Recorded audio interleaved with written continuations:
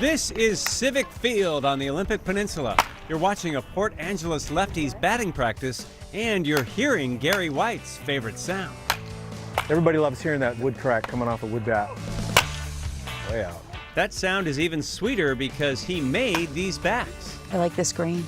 Gary and his wife Brenda run Tsunami Bat Company out of their home in Sequim.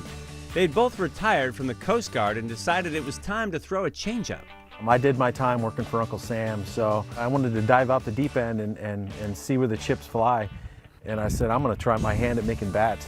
The bats start as 6-pound wood cylinders called billets. About 60 to 65% of this billet is going to turn to sawdust. This is going to be a 34-inch bat. I call it danger zone. Then those chips Gary talked about start to fly. That's it.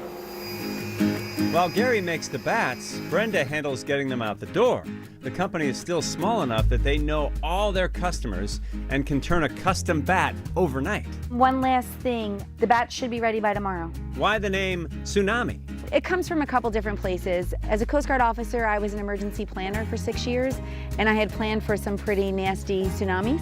And then I personally feel like when my husband comes in and does something, he does it at 125%. So it's kind of like a tsunami rolling through in a very positive way. By the time a Tsunami bat gets its color, it spent more than an hour in Gary's hands. I really like finishing these by hand. The 5-year game plan is to get these Northwest-made bats into the hands of Major League Baseball players. But the Whites are already enjoying their version of the sweet sound of success. This is where I like to test out the bats. Every time a Tsunami hits a baseball. I think watching people, whether they're lefties or whether it's a guy like Gary out at the baseball field swinging our bat and hitting with it, it's kind of surreal. It's really neat to know that, wow, we were part of that. And the evening bat they made for us, this one's made of maple. They also make bats out of ash. You can get a custom-made Tsunami bat for just $70.